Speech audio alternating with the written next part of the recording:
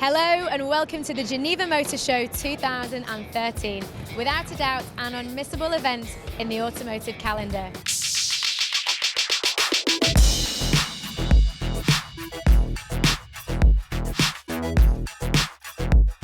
Here, the biggest players in the car world come together to show off their designs and innovations. And I have exclusive access to lift the bonnet and to talk to the movers and shakers of the industry about their achievements.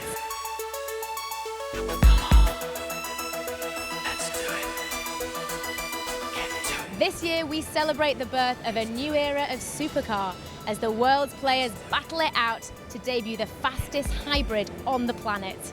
So, whether you want to bling up your current model, check out the other models on display, or simply satisfy your thirst for the latest technology, if you're into cars, the world's your oyster. I'm in a room full of the most luxurious cars in the world, and it doesn't get much more luxurious than Rolls-Royce. It's the jewel in the crown of the British motor car industry, and it's been 109 years since Mr. Rolls met Mr. Royce in Manchester, and today in Geneva we're unveiling the Rolls-Royce Wraith.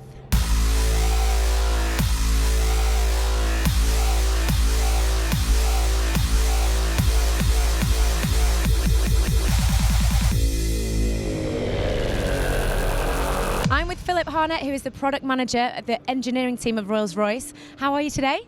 Wonderful, thank you very much. Excellent. Now tell me, what do we have here behind us? Here we have the new Rolls-Royce Wraith. It's the most powerful and the fastest Rolls-Royce ever made. Very much inspired by our founder, Charles Rolls, who was a pioneer and an aviator and a racing driver. And that gave us the confidence to go with something very different, bold and a daring design. What's different about the Wraith? Well, first of all, we can look at it. It's a completely new design. Beautiful fastback design, wonderful, very striking, very powerful. We've pulled out the rear arches here. Sits very powerful, almost like an athlete, like a sprinter, ready to go. And that's because it is the most powerful engine we've ever put into a Rolls-Royce.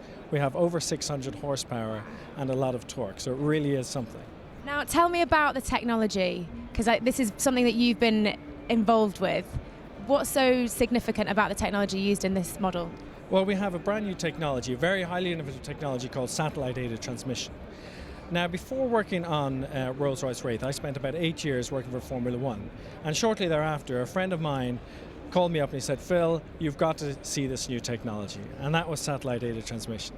So it's where the car uses its navigation system and the onboard sensors to make sure the car is always in the right gear. So say, for example, you're driving along a beautiful alpine pass, wonderful roads, really looking forward to test the agility and the power of this car. So you're coming up to a corner, and you take your foot off the accelerator.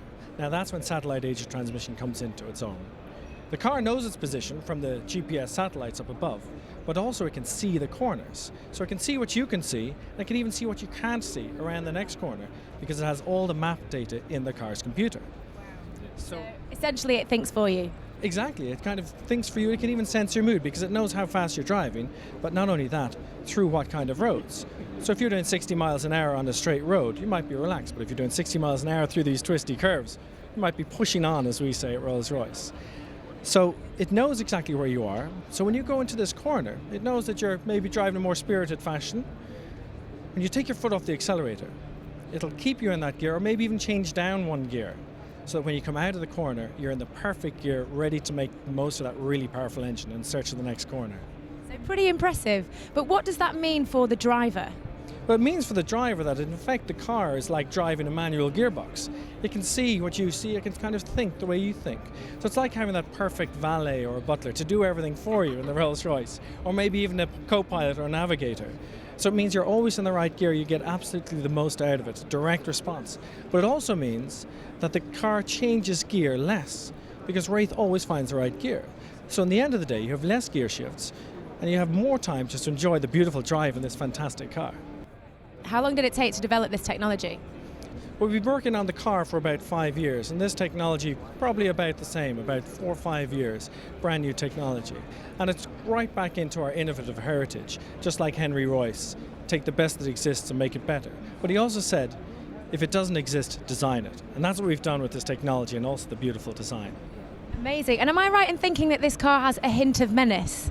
Well, we like to say a hint of metal, slightly darker, and that's really points towards the performance of this car. It's a very, very powerful car. It's still absolutely first and foremost a Rolls-Royce. Beautiful luxury and a wonderful magic carpet drive. But then when you ask a little bit more of this car, that's when it shows maybe its slightly darker side and really delivers. And what's it like to drive? Well, the driving experience is fantastic. I was lucky enough to drive the prototypes, heavily camouflaged prototypes through Europe last year, and it drives like nothing else. You start off and it's perfectly Rolls-Royce, beautiful magic carpet ride, but then you get to the first corner and that's when you notice this is different. This is a Rolls-Royce like no other. Very precise steering, more direct steering than our other cars, turns in beautifully, remains very, very level, very little roll. So it gives you the confidence to maybe keep your foot on the accelerator a little longer and just power through that corner. It's absolutely a fantastic drive. Wow, I wish I could drive it. And 0 to 60 in how many seconds? 0 to 60 in 4.4 seconds. So we have this wonderful power so that we can have the waftability. You can have power at any speed, at any engine speed. But it's got that nice side effect of, blistering acceleration. And let's talk about the design of the car. That's very still looks to be very Rolls-Royce, but a coupe. What other features have you got design-wise? Well, here if we start at the front, we've pulled out the grille even longer to show the length of the bonnet, because this is the most powerful engine we have. And the most striking feature would probably be the fastpack design, the real profile. We have the length of the car to bring the fastpack all the way down to the back. And as you see, we have enough room for 4 fully grown adults. And that's really the GTs in the bygone era of big GTs, but it's got to be, we call it the definitive gentleman's grand tour. It's long distances, romantic drives, but for 4 people and enough room for their luggage. So we can all do all this, including that beautiful fastpack design. We come to the rear of the car, we've pulled out the wheels, more performance orientated. Really the car's planted there where the power is coming from. And the rear view, it's also a very nice view. It's maybe some of the view that most people will get of this car because they'll be trying to chase it with all that power, but very much firmly planted and very powerful. And what's the max speed of this car?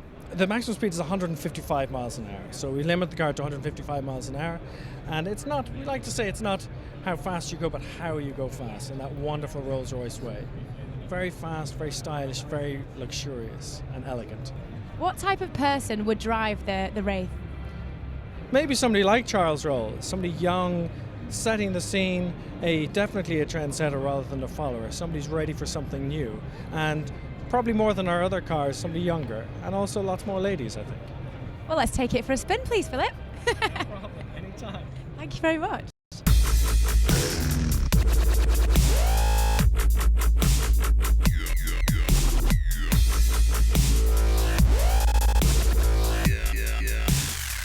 I'm with Dr. Ziegler, who is head of Mini. Dr. Ziegler, which Mini are you debuting here at the Geneva Motor Show? We are kind of debuting not only a car, but kind of showing Jonko Works, our sub-brand, which is very important to the heart of Mini, because it comes from rallying. We are showing here the first time the Jonko Works Paceman with 218 horsepower and a lot of racing technology. What are the main new technology features of the Paceman? It's similar to the Countryman, but with a difference. It has 4 seats, and it has as a standard the sports suspension. So it's 1 centimeter lower, so it feels really a little bit different to the Countryman. So it's very near to the ground. What's the driver experience like? It's a little bit a stiffer feeling, still comfortable, but a stiffer feeling. I think it brings you 5 kilometer more in any curve as a feeling. And what are the main design features of the Paceman? Yeah, different to other companies, we try to really bring out 2 characters, the Countryman and the Paceman. And the Paceman is really going down at the end in the coupe line, 4 centimeter lower. But we lowered also the back seats in the car, so the headroom inside is as big as in the Countryman. So you have the coupe feeling with 2 doors, but still have the same seating comfort like in the Countryman. So therefore we have 2 characters, and from the back, in the back you have first time in the Mini history taillights which are horizontal, whereas in the Countryman it's vertical. So I think it's beautiful 2 characters. You need a bigger garage for 2 cars. You always need a bigger garage.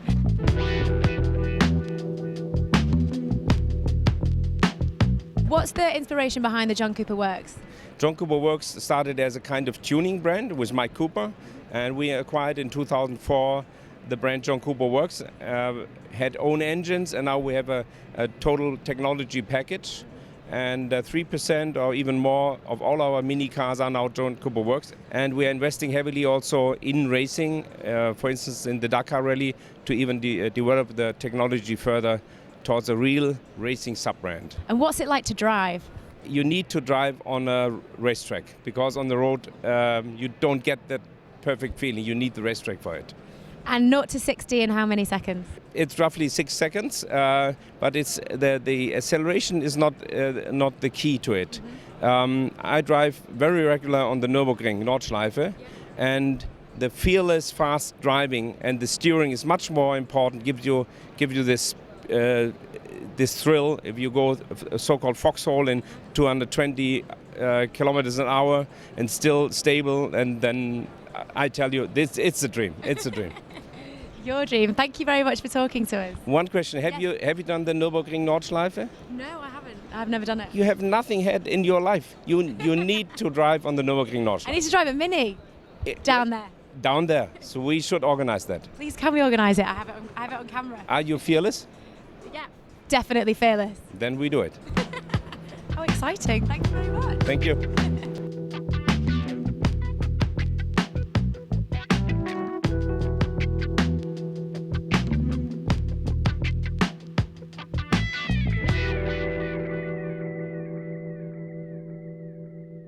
I'm with Louis Carl Vignon, who is the head of the brand Alfa Romeo in Europe.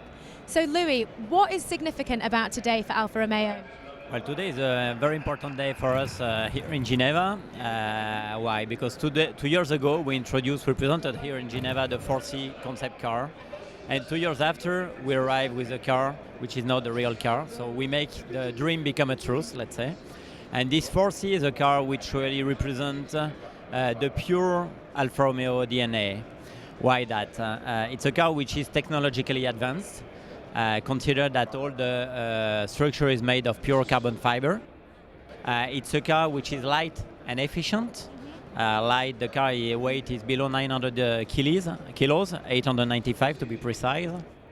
Very efficient in terms of engine. It has a weight to power ratio below 4 kilogram per horsepower, which is something which is only supercar basically achieve. And what technology have you used for the engine? The engine is a new engine basically which has been made for the 4C. It's a total full aluminum engine with direct injection gasoline and 1750 cubic inch displacement. The 1750 is a very traditional solution for Alfa Romeo, because for those Alfisti who will look at this DVD, probably they will remember that most of the famous cars in the past were used to use this kind of engine. So a displacement that we are, let's say, used to have. The other thing which is new with this car is the TCT, so the double clutch gearbox. What does that do? What does that do? This is the fastest automatic gearbox, but with something additional, which is that you can use it as a manual gearbox. And on the Alfa Romeo 4C, we have further enhanced this gearbox, improving the speed of the gear change. And even when you have the DNA driving mode feature in race mode, then you have also an increase of the jerk. The jerk is the impact that your body feel when you are changing the gear, basically, really like on the supercar. So it even further improve or increase, let's say, the driving excitement that the 4C will give you. So what's the driver experience of that jerk? Well, when you are really sit behind the driving wheel, first you have the paddles at the steering wheel. So when you change, you do it really as in a Formula One car, basically. Then you feel a kind of, dare I say, kick in your back. And this is the effect of the jerk, absolutely. And this up to the high speeds, basically, of the car. Obviously, with this new TCT, which has been improved for this Alfa Romeo 4C, we have introduced the launch control function.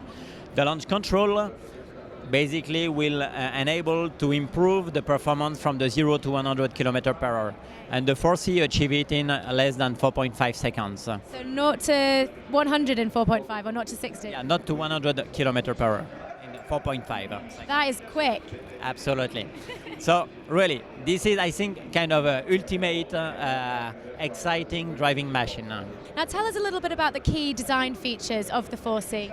So the 4C has been really inspired by one of the most famous Alfa Romeo in the history, which is the 33 Stradale, the 33 Stradale, which is a car that was running in competition, in races in 1967.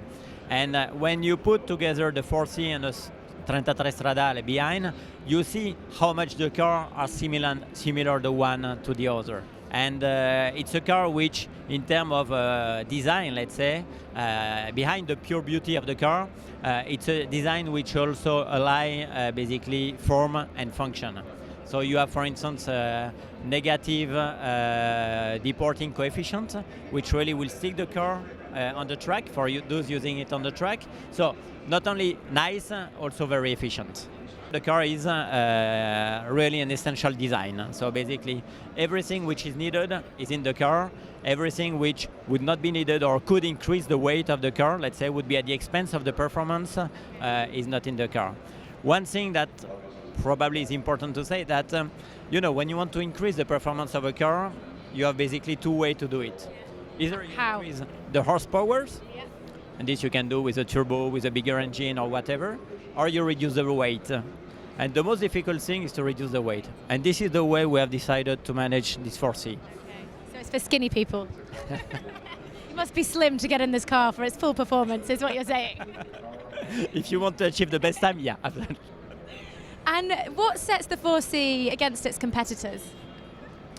This is a pretty difficult question, because in reality we can say that the 4C does not have real competitors, basically. The competitors that one could imagine could be supercars, but then the supercars cost much more than the 4C, because this car will be on sale in UK at 48,000 sterling. Then if we look at car costing this kind of price, they will not be able to achieve this kind of performance. So I don't think that the 4C really has a competitor. And what type of person would drive the 4C, do you think? This is another good question. Probably we'll see passionate alfistes, we'll see car collectors, we'll have people willing to, let's say, have some excitement while they are driving to the office every day, because this is a car you can use every day. Yeah. You're quite tempted to put your foot on the accelerator with it, though. Yeah, this for sure, but could you imagine how much you could use the launch control at the red light? No, probably you should not do it. You have to respect the speed limits. Well, best of luck with its launch, and thank you very much for your time. Thanks a lot.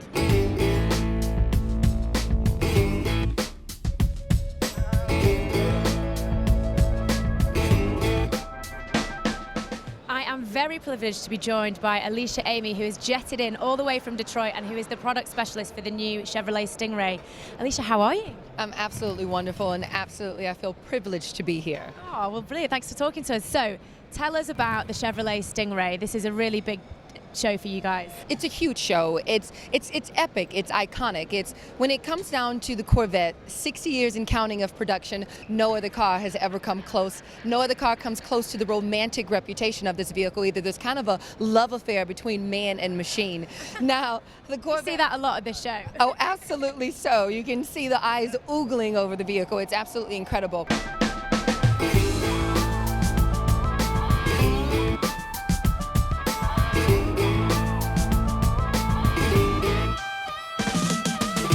Was introduced in 1953, but now they brought back the Stingray name. The Stingray name was first introduced for the 1963 model year, and what that symbolized at the time, it was more power, it was more performance, and Stingray, what it did, it delivered an incredible, purposeful visual impact, and that's exactly what the 2014 Chevrolet Corvette Stingray is all about. It embodies design, it embodies beauty, performance. It's going to be a leader in its breed. It's the fastest, the most powerful, built the most capable and the most fuel-efficient standard Corvette ever.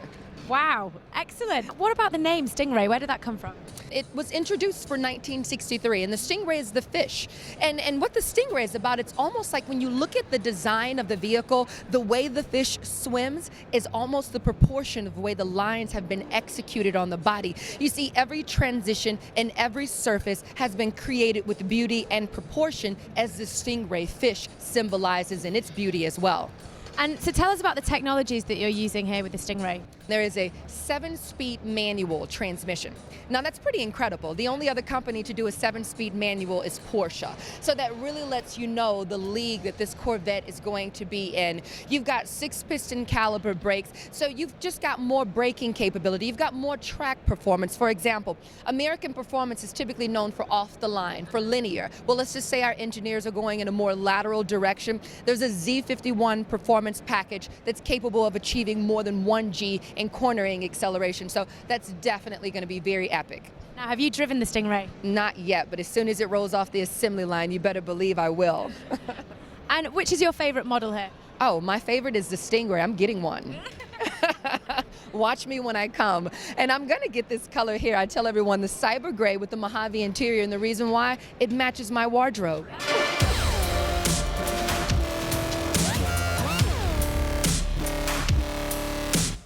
Ferrari are notorious for their sexy cars, but there's something a little bit extra sexy about this car. It's their first ever hybrid supercar. It reaches 0 to 60 in sub 3 seconds. I mean, take a look around. Men have been drooling over the hubcaps for hours.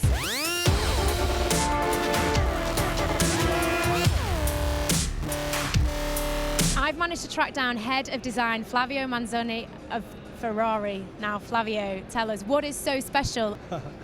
What is so special is one of the most important projects in the automotive field. As you can imagine, this is what we call in Maranello speciali. So it's a special car that we normally do every 10 years, and it represents the pinnacle of the Ferrari technology and innovation as well. And this is the car that where there is the highest transfer of the technological gate achieved in the Formula One. And in terms of design, the idea was to express through the shape this incredible mission of the car. So first of all, it's a form that wants to transmit the typical Italian flair, so sensual, very sculptural, but at the same time absolutely functional, because all the thousands of requirements in terms of aerodynamics and so on are very, very, very strong. So the complexity of the project is very high. What were the main constraints in making the F-150? Well, if you have 2 hours, then I'm joking. No, there are many constraints. First of all, the aerodynamics. It's a very, very sophisticated aerodynamics. What is the design feature that you're most proud of?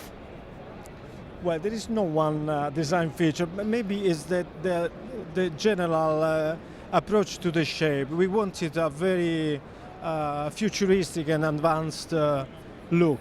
I think what a car can have this look apart from this. So it's a kind of manifesto of the future Ferrari design. I mean, it's very futuristic, and we've just seen it with the car doors out. What was the inspiration behind that design?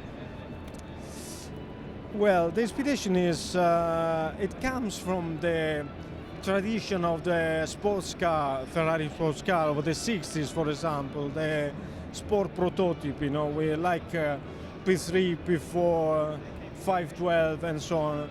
But we never wanted to make something retro. So, in my opinion, the retro trend is something that we have to stop somehow, and it's Modernize. and yes. And our idea was to create a new icon, a futuristic icon. So this was the objective. And what's it like to drive? Have you driven it? It's an incredible experience. It's this is done for the driving pleasure, and I think it's the best in the world, no doubt. How much is it to buy? To buy the cost, over of $1 million. It's quite expensive. Does it always come in red? If you know only just a part of the complexity and the know-how that is on this car, then you can understand why. And also it's a limited edition, so only for 99 Have been made. So who would buy this car, for example? This is dedicated to our best customers, so mostly for the collectors, of course. Flavio, thank you so much for chatting to us. Thank you very much. Congratulations on stealing the show with your car. It's fantastic. We've seen lots of cars and lots of men looking at cars, and now it's time for the ladies to take centre stage. So, Tatiana, do lots of men come to see the cars here, or do you think they come to see the girls? I think they came to see the girls, not the cars. The cars are they have second place, the cars. So, but I feel good, you know. I'm woman, so I like when some men watching me and telling me something nice. You know, it's nice. And do lots of people ask for your number? No, really not. Why not? Why is that? Ask for a number, guys. And so why do you think the car industry has a heritage of having women alongside cars? I'm working for Fiat, so Fiat is an Italian brand, so Italians love Czech girls, that's why we are only Czech. And I think we are helping to sell the cars, because when men see this car, maybe in his brain he is imagining that if I will have this car, maybe I will have this woman. So maybe it's the way, but I don't know. Do you think it's healthy for them to have that option? Do you think it's a good thing that they think, oh, car, woman, maybe I can have both? For sure, it's a good thing, because without it, I will be without the job. So let's go in this direction. Do you think it improves a man's chance if he has a nice car? No. And what does it feel like with everyone here taking pictures and obviously taking pictures of you? I feel like a monkey in the zoo. You know, it's really, they are watching, not talking with you, just watching but not feed, like animals in the zoo. But I like it. Do you think you can teach me a few poses?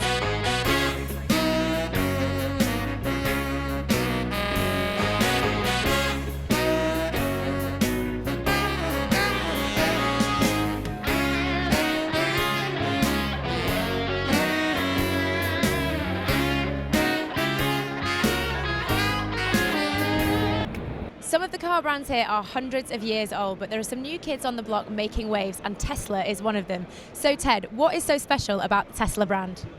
Well, one of the things that differentiates us from the others is that we're the longest range EV on the market. Our Model S that's behind me will do 500 kilometers driving range on a single charge. We're talking about electric cars here. There's no petrol, none of that involved. How does that work? You're absolutely right. All Tesla vehicles, from our Roadster to Model S and Model X, are all 100% electric. Essentially, we have best-in-class, state-of-the-art battery systems that allow for driving range, kind of 3x what you'll see from some of our competitors. So let's talk about the Model S. What's so special about this car?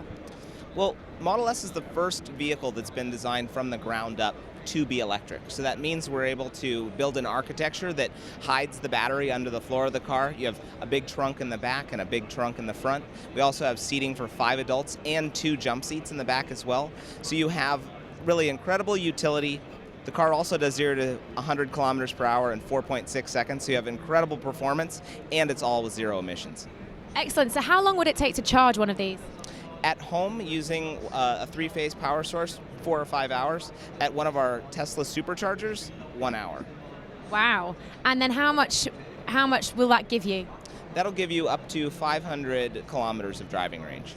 So don't do any long distance journeys over 500k without electricity. For the time being, yes, although Tesla is planning to roll out our supercharger network throughout Europe, those are 100% free to our customers, so it means you have free long-distance driving throughout Europe in the same way that we've developed that technology in the US today. And what about the name Tesla? Nikola Tesla was really a man well ahead of his time. 100 years ago, he was talking about renewables, and he was the inventor of alternating current, or AC induction. We use an AC induction motor in our car, and so we pay homage to him in that way. And what do you think Tesla would think of the cars that you're making? Well, we would hope that he would really enjoy the cars. I think it represents the qualities that he looked for in terms of fine design and efficiency, so we hope he would enjoy them. And who are the main competitors for Tesla? Well, we've engineered this car to compete on par with gasoline equivalents. So we believe the Audi A7, Mercedes CLS, 6 Series Grand Coupe are our most direct competitors. And yours is better? Well, ours doesn't run on dinosaurs, so we think ours is more fun to drive and certainly more efficient and less costly to own. Bring on the innovation. Thanks very much. That's right.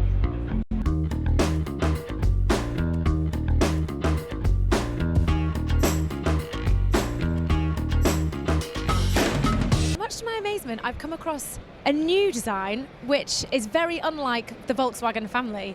And here is the man who is part of the development team. So Stephen, tell us about the XL1. Yes, well, that is the Volkswagen XL1. This is our so-called 1 liter car, meaning that it will consume about 1 liter of diesel for every 100 kilometers. And there's 3 basic things we had to do to achieve this, which is maximizing efficiency and increasing or decreasing all the resistances in the car. So first of all, we've been working a lot on the aerodynamics of this car. It has a great value of drag, coefficient of drag, which is 0.189. Lots of details to do that.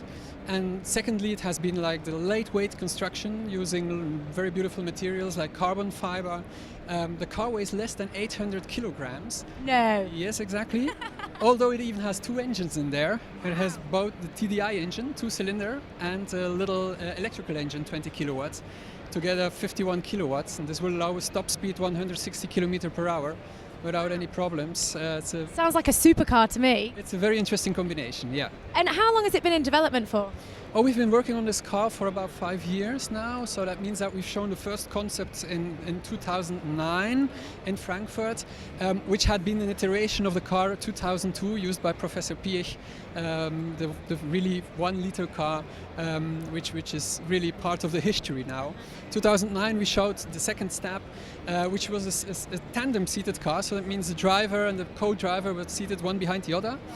And then 2011 we showed this version as a concept car where people are seated one at the side of each other, so that means it's becoming adult, it's no longer a baby. Becoming a real car. It's becoming a real car, that's the way to see it. And now we are very proud to present the car here at Geneva this year. I have to ask, there aren't any side mirrors, why is that? Well, we tried to optimize our aerodynamics on everywhere possible, and one of the big problems of normal cars, talking about aerodynamics, are the turbulences caused by normal rear mirrors. So we were able to find the system to make the system work using a little camera and a display in the inside, and which is reducing the air turbulences a lot. So it's helping us a lot to achieve this world-class value of 0.189. Now tell me, what is the maximum speed? Well, it's 160 kilometers per hour. We've limited it at 160. It could be more, but that's not what this car is about.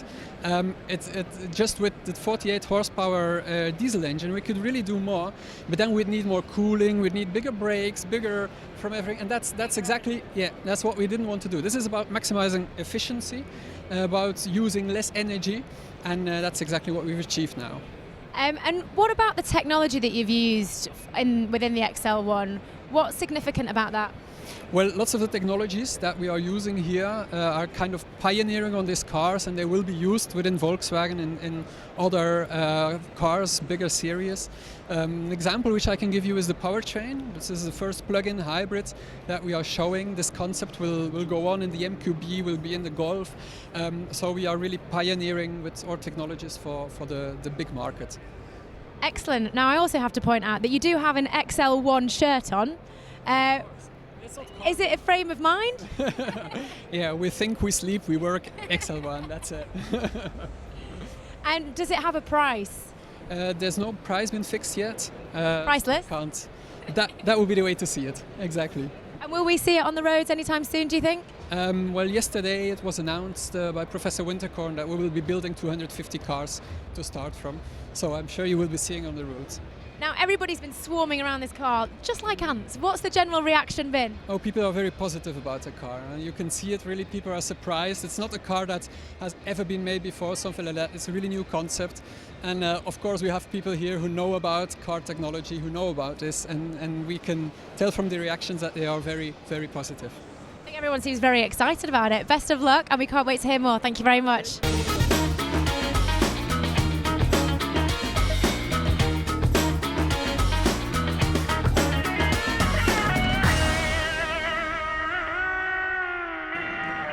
So, Jean-Louis, how hard is it to sell McLaren cars? McLaren car is, it's an emotional purchase. It's something that no one essentially needs or rationalizes a purchase of a car, dream car. But it's all about desirability, and you keep the car desirable, and it sells itself. We have an extremely high level of technology, which helps us rationalize the purchase. The car is the first carbon fiber car in its price segment, which is obviously Formula One technology on the road, usually priced at a much higher segment than what we're offering. And we've got many customers here today that have actually come, they're buying into the family as well. And how much would a McLaren car set you back? Well, it's in Europe, I'll talk about, in my region, so it's around 210,000 euros starting for a coupe. And the Spider is a little bit more, 11% more, around 230. The P1 is our latest Biggie. The biggie, and that's been priced obviously very limited in terms of volume. We're doing 375 cars, and it's going to be hard to get one of these, and we're basically looking at over €1 million including taxes. And clearly you play on that exclusivity. Yes, it's very important. I mean, when you do a car at this segment, it's the exclusivity is what attracts the collectors. The F1 road car we made 64 of. They're now in excess of £3 million, I think actually it's got to, for a car that cost £627,000 back in 1994. The F1 LM, I think Ron said in our press conference, is now in excess of €10 million for this car. It's only 5 of them, so it's very, very important. Well, that's for the track. It's a road car. It's a road car. Really? We're a road car business. A very special road car, I think. Very special.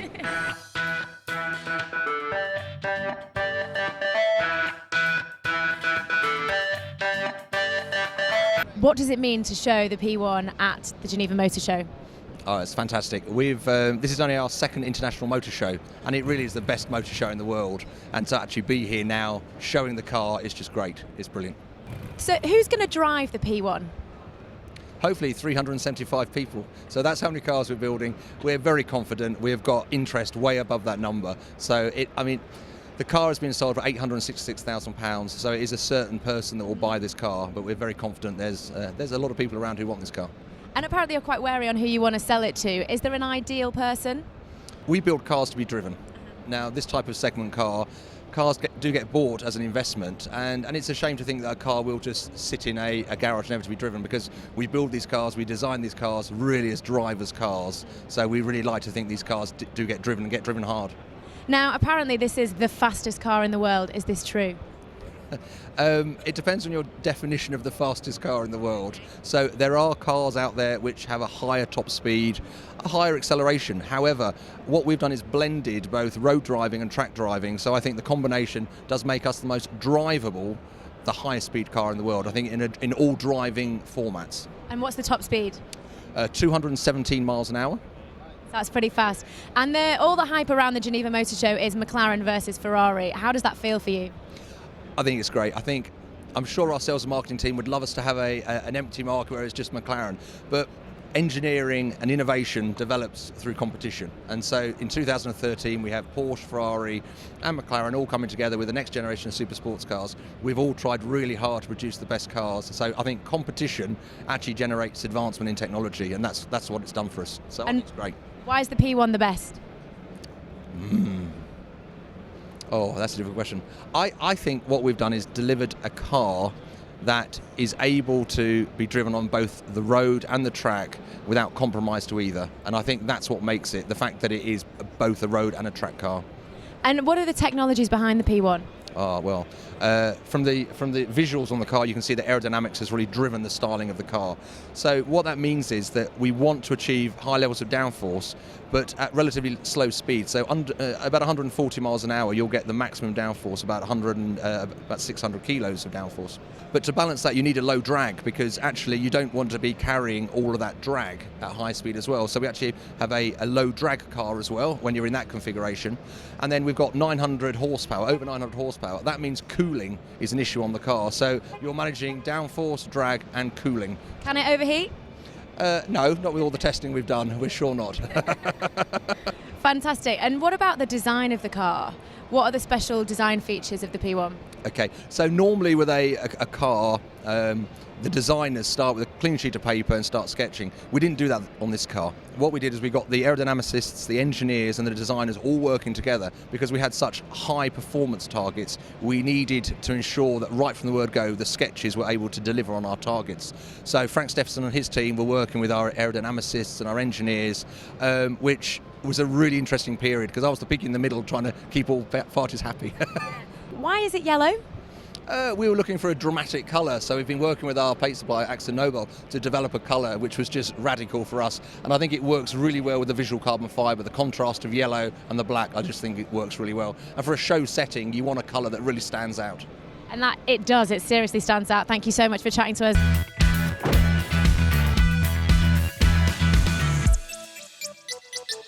From supercars back down to earth, it's time for Peugeot's world debut, the 2008, and I'm with Gilles Verdun, who is going to tell us all about it. So, what is so special about the 2008? Well, 2008 is the start of a new adventure of a very urban, very compact crossover that's very at ease in the cities and able to go and sneak around the cities, and able also to go outside of the city on beaten roads. So it's a multi-competence vehicle, if you will. And it's very stylish. Can you tell us a little bit about the design? The idea is, in terms of design, is to give it a lot of personality, a lot of charisma, especially in the front end. Give it a lot of toughness, but a subtle toughness, if that would exist somewhere. And so the front end and the rear end are quite protective, quite reassuring, while the body side, being coherent with the rest, is playing more on the certain elegance and a certain lightness at the same time. So it's a very subtle adjustment for a car that's got a lot of personality and attractivity at the same time. And the toughness of the Lion runs through the Peugeot brand. Can you explain a little bit more about the Lion? Well, the Lion is our logo, and it's been our logo for more than 200 years now. So 202? 203 almost. We are nearly there, and so it's very strong for the brand, of course. And the way we translate that today, apart from its core values as being the king of animals and so forth, and if you look at the front end of our cars, for instance, the front lights are really like a cat or lion eye. And even though we want to have more and more technology and high-tech solutions for lights, we want always to be able to look at a Peugeot in the eye, so to have this exact adjustment between high-tech and yet alive. And am I right in thinking this? You have whiskers on the grille at the front, and then also you have the 3-claw at the back? Exactly, so it's got a lot of lion features, if you will, but in a very subtle manner. It's not figurative, or it's not a direct mimic of a lion, yet there's hints everywhere around the car that give it its life and its power and its sharpness at the same time. It's very subtle. So how does a brand like Peugeot stand out at the Geneva Motor Show? Well, the idea for Peugeot, the approach we've got for our brand is about global brand design. Not only designing cars, but designing the brand. We're in a world today where you spend half of your time designing the brand just as much as its products. That's very important to give to our clients a coherent understanding of what we do, what we stand for. And the architecture that we stand in is very relevant and very coherent to our core values and our design language, our historical values and modern and futuristic values. It's a direct reflection of what we want to be, what we are, and the experience the clients in the following days, in the following 2 weeks will have here beyond our cars will be emphasized by the architecture, the graphic design, what they will go through going through our stand today. So the stand is inspired by the Peugeot design? Yes, and at the same time, everything inspires everything. It's a cycle, and as when you think global brand design, you build everything at the same time, and everything feeds everything in a way. And so what are the main key features of the 2008 that make it stand out? At Peugeot, we like to think of a car with two main things: the global proportions of the car, the stance of the car on the road and its balance, and the front end, as we discussed. And that's the two main features that we adjust in a very precise manner, so you understand the Peugeot instantly. And then the form language, if we go in more detail, the way we sculpt the body side of a car to talk about toughness and lightness at the same time. We want to talk about agility. That's how design is all about, really, in the end. It's about explaining through aesthetics, through volumes and lines, and the sculpture of an object, its values, its innovations, what it will give you as a client of mobility, in a way. Now, why is it insignificant to have something like the Onyx concept car here for Peugeot alongside the more day-to-day cars? Well, the concept cars, and the Onyx concept cars in particular, because it's taking the shape of a supercar, it's always impressive, it's always interesting in terms of buzz around the brand. And yet again, it's a very thorough study about materials, about our future form language also, even if it's extreme, obviously. About composite materials for maybe future technical solutions for chassis and platforms and body panels, but also materials in terms of interior. We have a very interesting twist, a very interesting vision for future premium and luxury materials, where instead of a very complicated confection, which you see in most high-end brands, we go for very raw, basic materials, and only the way we put them together and we shape them will create the atmosphere of premium and luxury. And by that we imply a very environmental approach as well, because the building of an interior of a car would take maybe 10 to 20% of the time it would in a classical, let's say, premium car, which means it will save 80% of the energy. So the factory building a car would be also less polluting, and the recycling of the car at the other end would be much easier, since it's a very raw single material. So that twist is very interesting, and the projection for the future production, it has a lot of potential.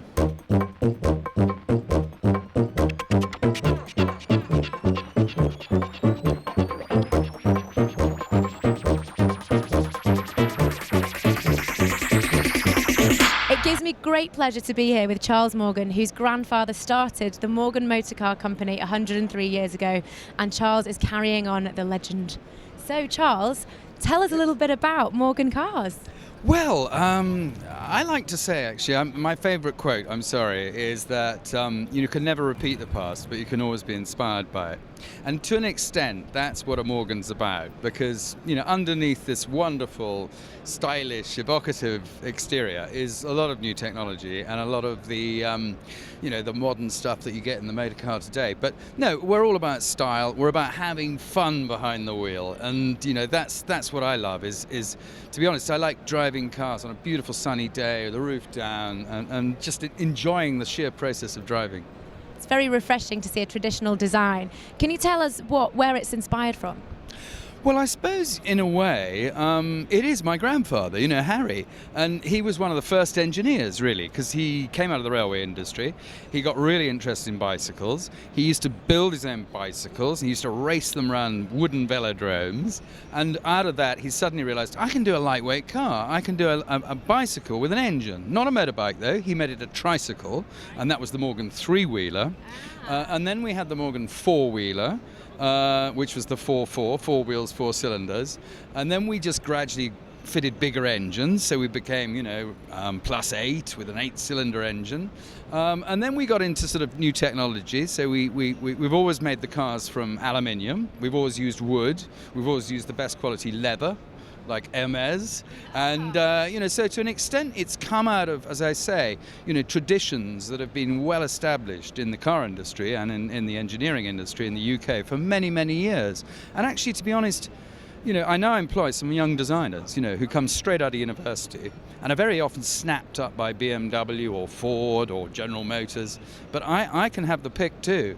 And of course, when you've got a combination of, modern designers and, modern technology in terms of the software on computers and stuff, but you feed in this sort of tradition, you get a fabulous result. An incredible result, and we're lucky here to be experiencing it. Now, these cars are handmade. Yes. In the Malvern Hills in the UK. Yes. Can you tell us a little bit about the factory? We pride ourselves really on fitting the latest engine technology so we get low emissions, fuel economy, but performance as well. And then the hand building aspect is we assemble the car out of materials that, come off tools, of course, from the West Midlands. And to be honest, the West Midlands is still a centre for car making. So there's still a lot of skill there in terms of producing the parts for cars and the availability of the parts in the supply chain. And, all our cars tend to be customer orders. So we build them like a suit, a bespoke suit. So you can have the leather exactly as you want it and the piping to match your handbag or your jeans or whatever, But no, seriously, we like to create stories, because it's not really, you're not buying a car. If you want to buy a car, a Volkswagen Golf. If you want to, have a lifestyle, if you want to have a really good fun at the weekend, if you want to go somewhere, buy a Morgan. Go on a journey, buy a Morgan. How much would a Morgan set you back? Well, you see, that's the other thing, because what's interesting about the show this year, actually, to be honest, is, a lot of the interest is on these hypercars. Yes. And of course, they're £1 million and up each. And to be honest, they're great to look at, but, that's entirely unrealistic for most of the motoring public. Morgan's price point is very different. And to be honest, I suppose we expect you to make a few concessions. So, in other words, you probably will not have a roof or you'll have a convertible and that kind of things. But we start, you see, with the three-wheeler at about €40,000 at a very realistic price point. This car is over €100,000, but even so, compared to a sort of Porsche, it's still relatively affordable. And so, I think that's our point, really, is that we want to keep, if you like, a bespoke car, but keep it affordable for people to be able to have perhaps as a second car, as a car in your garage that you use for special occasions, for having a real experience, And to have a lot of fun on a Sunday. To have a lot of fun on a Sunday. And another thing I thought of, actually, before I came out here was that, and particularly coming here, you're in a place where if you go up into the Alps, you go into some really beautiful, beautiful scenery. And I think Morgan always has to produce a car that if you get out and have a picnic and put the rug down beside the car, when you take the photograph, will look just as good as the wood and the landscape and the flowers around it. You can't say that about most of the cars here, to be honest.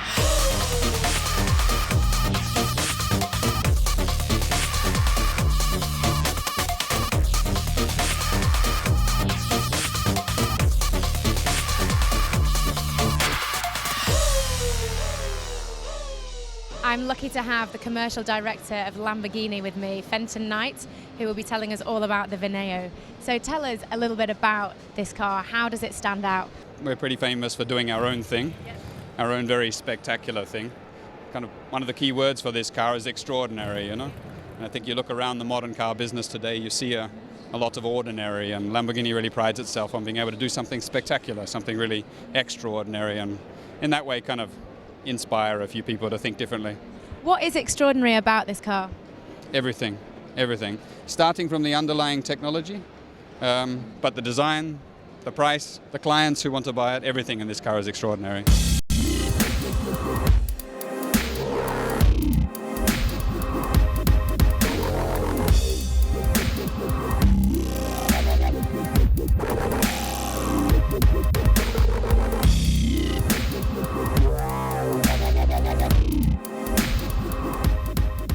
It's a unique car from the ground up, Here it's a great constellation. We compete with a lot of our other supercar colleagues, and we have a really unique philosophy.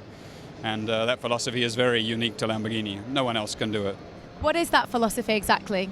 And Lamborghini really takes the approach that they try to inspire a dream. We've made dream cars over the ages, from the Countach, the Diablo, the Miura, and it's something we see as our role in the industry. We're a little bit of a leader in that sense, in creating that emotion to own such cars. It's a very desirable object, but there's just 3 that have been created. Only 3, yeah. 3 very lucky customers. Have they been sold? Absolutely. They were sold probably 2 months before the show started, so we're very lucky, yeah. So you're just teasing people? No, we're making a statement, a very clear statement about innovation, about technology, about carbon fiber. You know, we're the most advanced, we have the most advanced carbon fiber research facility in the entire supercar business. And that technical underpinning we use for the Aventador Roadster you can see over there, and of course that's the basis for this car, and it takes really carbon fiber to a whole new level. And talk us through the design. It's very angular. Is that for the aerodynamics? Absolutely, absolutely. You know, when you get to 355 kilometers an hour, it's really important that the car is stable. And we have a very unique aerodynamic philosophy, as you can see. It's very aggressive, it comes a little bit from our motorsport, and it's quite in contrast to some of our competitors who choose to be a little bit more delicate with aerodynamics.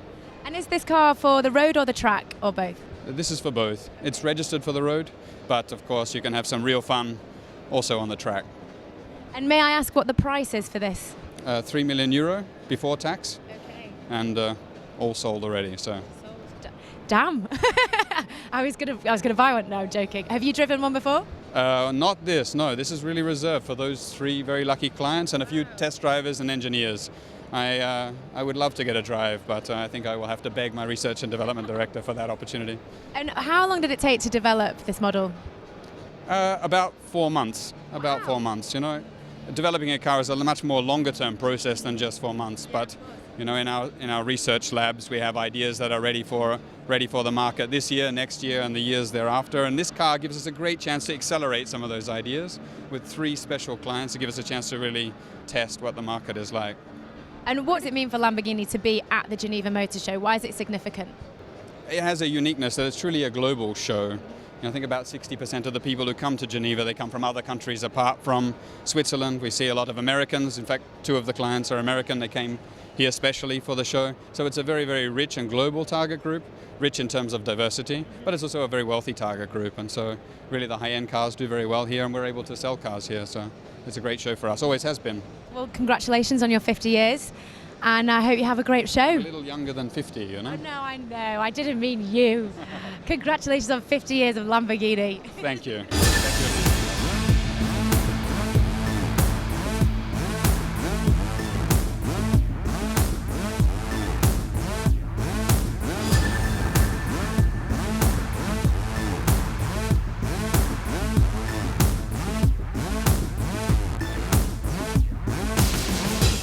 Well, what can I say? We've had a blast. There's been a little bit of this, some of this, and perhaps a little too much of this.